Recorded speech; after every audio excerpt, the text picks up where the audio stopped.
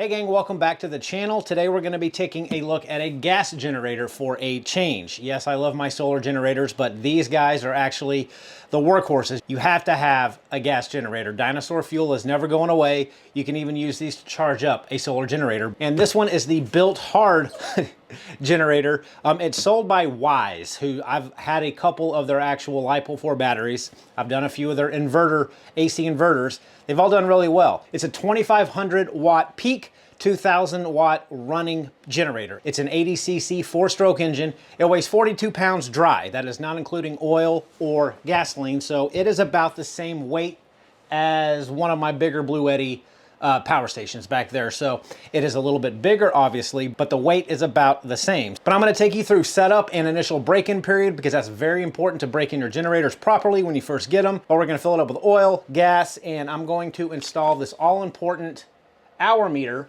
because this generator does not have an LED type screen or anything. It's fairly bare bones. I'll get you an up-close view, but there is no LED or LCD screen, display screen to give you any information. But this thing comes in at $315. So it is by far way cheaper than a Blue Eddy or an EcoFlow or most other solar generators in the 2,000 watt category. But back to the hour meter. These are critical to know how many hours you put on these engines. This was $9 from Amazon. It's dead simple to install. Doesn't take any batteries. You just take a cord, wrap it around the spark plug wire, drill a hole so you can mount this screen somewhere up here, and you're good to go. So the front of this power station is where all the goods happen. So you're gonna have 3 indicator lights up here. This is going to be your overload light, your output light. So once you turn it on, this is gonna turn green, letting you know that you do have power coming out of this generator. And then you also have a yellow low oil light. You've got a low idle switch too. So these generators, once you start them, you can put them in low idle mode and it greatly reduces the decibels or how loud this thing is running. You do have an AC reset button there. You have your fuel control knob here. So you got it off, you got on, and then you got your choke. You've got a 12 volt, 8.3 amp cigarette style DC output there. This is parallel capable. So you can buy another one of these units and double its power via these parallel ports. And then you're gonna have 2 AC 20 amp receptacles to plug in whatever you need to plug in. And then over here on the side is where you're going to, it's a toolless design to get to all the goods. So you just turn this lever and you kind of pop this cover off.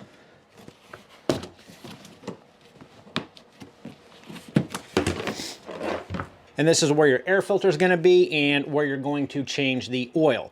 So to get that cover back, it's just got a couple of tabs that just sit here on the bottom. And you just pound this thing in. Lock it down. And then up top, you've got your spark plug cover. So just push up on it and this comes off, and way down in there, my light's not gonna catch it, is where your spark plugs are gonna be, that I also have to get this wire wrapped around that spark plug cable, but I'll try to get a closer up of that once we get to that point. So to get this hour meter going, it is really quite simple. There's nothing to it.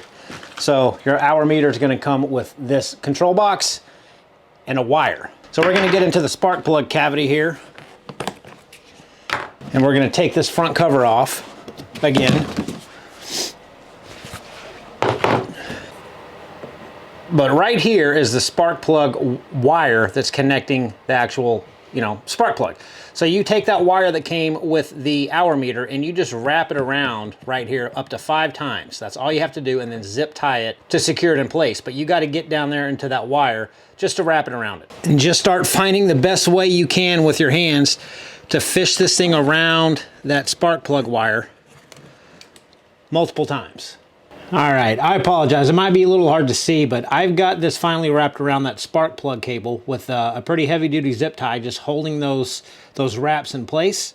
And then I've got all of the extra coming out that I will eventually have to cut, but I got to drill a hole in the top of this unit because this wire, all you do to get it to monitor the hours is you push this wire into the base of this module.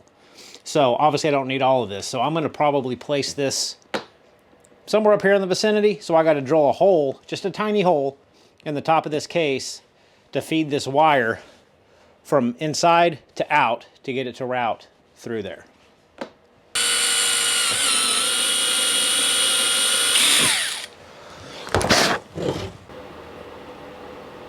There we go.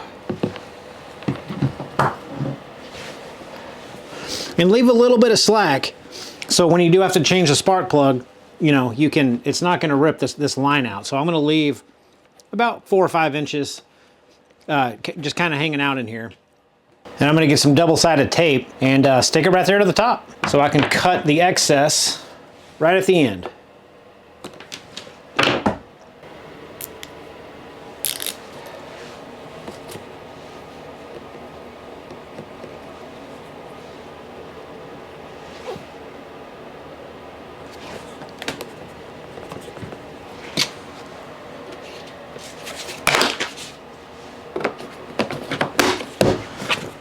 And there's your hour meter installed.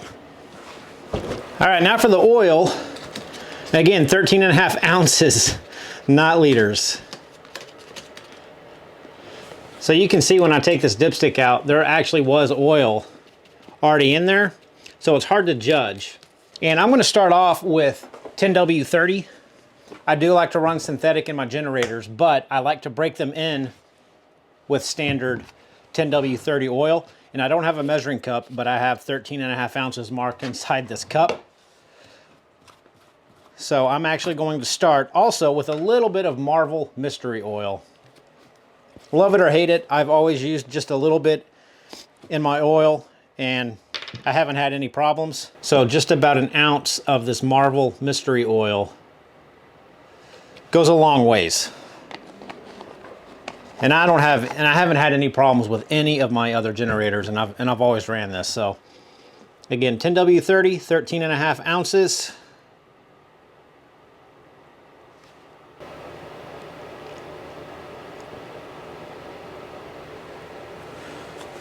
Okay. Let's clean our dipstick off and check the level.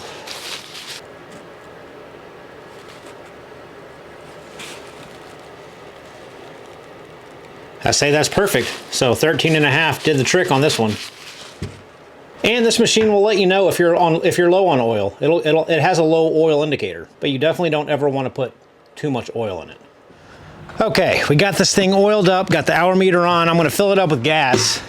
And last tip, if you guys are going to keep gas in your garage, make sure you get some type of fuel treatment. I've been using the Tron forever, and I've had this gas in my garage for over a year. And it's running all my equipment still just fine. So just a tiny bit of this in your gas tank is going to keep that gas good for a long time. Now this is a 1.3 gallon tank.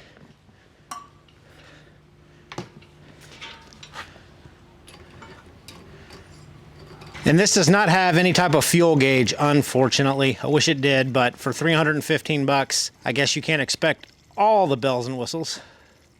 That should be enough to get us started, guys. Okay, man, it is cold out here. So we're gonna put this fuel cap back on. There is a vent on top, this red cap. You wanna make sure you turn it to on. That is your vent for your gas to vent so it doesn't create a vacuum and it can actually pull fuel in. So to get this thing started, you wanna make sure that first you have your economy or low idle switch set to off. You don't wanna start this in low idle.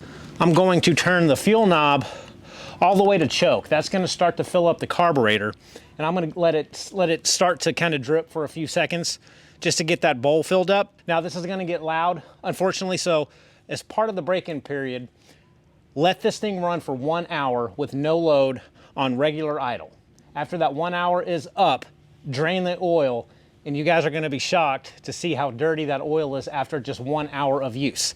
After that 1 hour, refill it back up with oil, run a light load, maybe 300, 400, 500 watts for about another 2 or 3 hours, then change the oil again. Once you get to around 5 to 10 hours, you can start pushing your generator to its max rated running wattage, but you don't want to start off these brand new generators full bore at the full rated running watts. You want to kind of slowly break that engine in, let that oil permeate all the good stuff in the engines, but don't ever just start these things full bore running 2,000, 2,500 watts. So that's the break-in period, and I'm telling you now because it's gonna get loud. So before I actually give this thing a good yank, I'm gonna give it 5 or 6 just gentle pulls to get that oil circulating.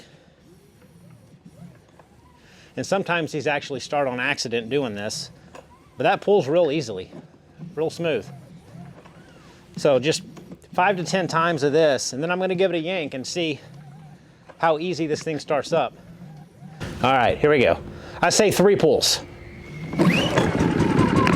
Or 1. So it's on choke now, remember. I'm gonna let it get warmed up and then I'm gonna turn it to the on position. There we go.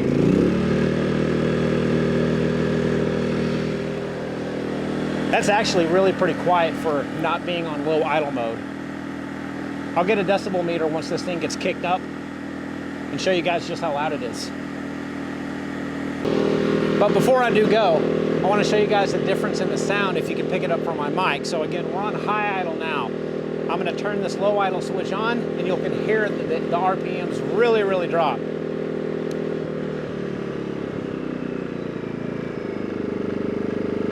That is a very, very quiet low idle mode. That's competing with my my Honda. I think the EU2200i is what I've had for years. It might be a little more quiet than that Honda. All right, guys, so this has ran for 1.5 hours, and I've let it cool down for about 10 minutes because this oil does get hot. But I want to show you folks why you want to change this oil after this first initial run.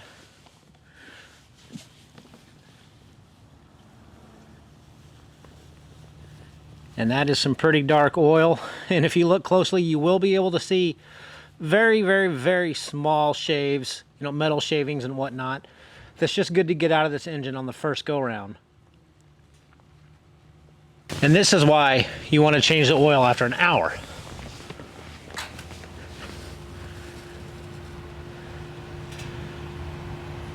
Okay, so for the second portion of this break-in period, I'm gonna restart it. I got the oil put back in the generator. I'm gonna run a 500 watt load on this tiny little travel hairdryer, and we're gonna test the voltage and to make sure that this thing puts out a pure sine wave. So low idle is off, fuel to on.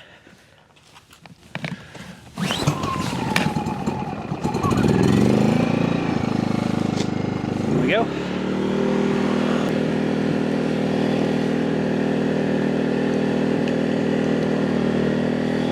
All right, 500 watts, easy.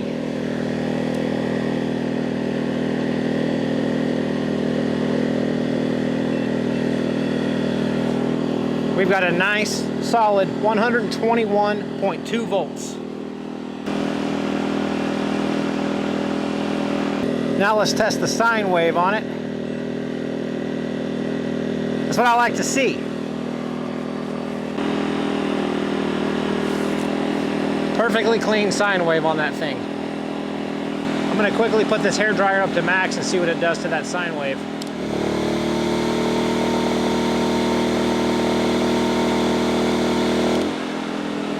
Nothing. So guys, that's what I like to see. 120 volts, pure sine wave like it all promises. So that's working just fine. So I'm gonna let this run for about another 1 hour, just pushing this little easy 500 watt load to break this engine in a little bit more. All right, guys, so like I said, I'm gonna compare this, my Honda EU2200i on low idle to this Bilt hard generator.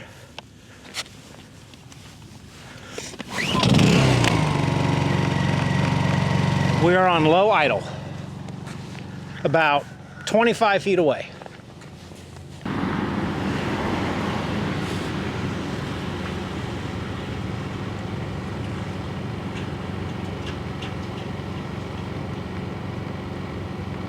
I say that's between 51 and 53 decibels.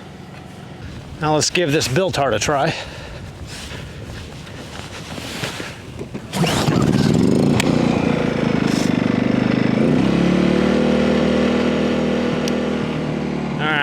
Switched it to low idle.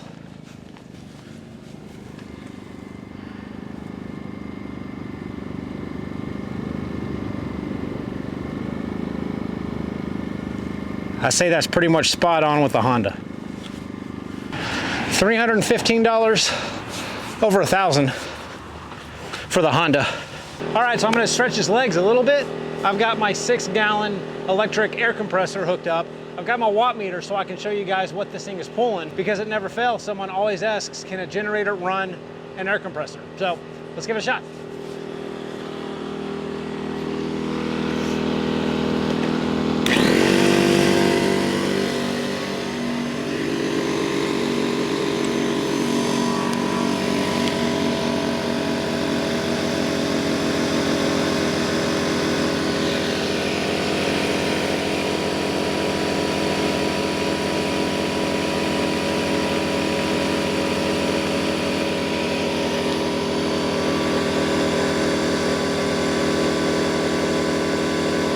So as you can see, this air compressor is pulling almost 1100 watts.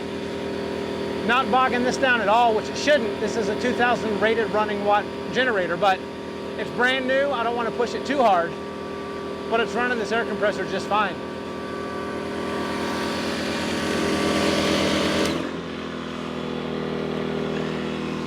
Okay, let's try a heat gun on its high setting.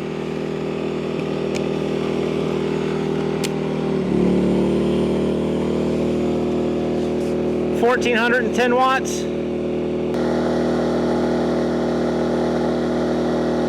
Okay, this should put it close to its rated running watt capacity, which I don't recommend doing on a brand new generator, but to test this out, let's give it a shot. So this is a 500 watt space heater.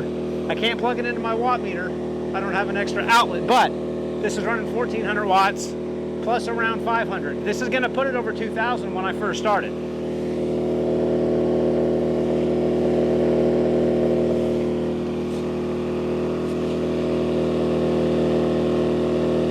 I know it's hard for you guys to see, but the heater's on, and I didn't even hear that engine really hiccup at all. So pretty solid performance coming from a $315 generator. Easily running about 2000 watts right now. 1400 to 1500 heat gun, 500 watt space heater. And I'm gonna put it back down in a low idle, and you guys should be able to hear the huge difference.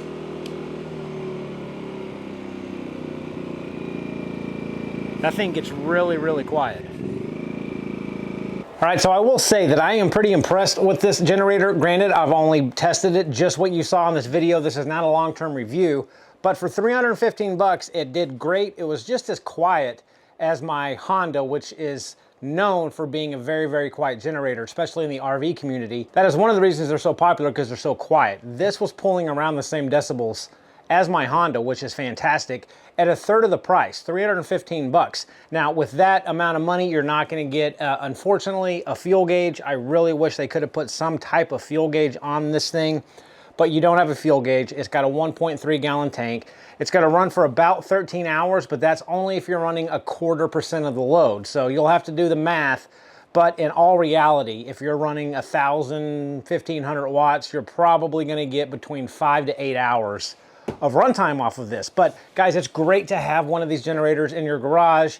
You know, like I said, sun isn't always there. You know, we're always going to be dependent on dinosaur fuel, whether you like that or not. So you've got to get a generator. And for 300 bucks, I don't think this is a bad option. So I'll leave a link down below. And the last thing that I'm going to tell you that I do to my generators, highly, highly not needed, but I like to keep my stuff looking good and clean. And when you use these generators outside in the sun, those UV rays absolutely kill this plastic. So I use this 303 Aerospace Protectant on all of my plastics that I keep outside. And it's like a sunscreen for these generators, or for really anything. This is the best stuff in the world to protect from sun. And it's real simple. All you do, I give it a little shake, and I'll just go and spray this whole thing down all over. And you just kind of rub it in with a microfiber towel. And again, I know, you might call me crazy, but I like to take care of my things, and I think that this is one good way to do so, because you keep this thing out in the sun for a weekend during the summer, and it is going to start fading and cracking and getting white powdery looking stuff all over it. So I use this stuff all the time, but obviously not a requirement. Just something crazy that I do because I'm OCD, but I think it helps it. I think it's you know, just to keep in your garage, in the event you ever need it. I think it's a good idea to have one of these things. So, gang, thanks so much for watching. And until next time, take care.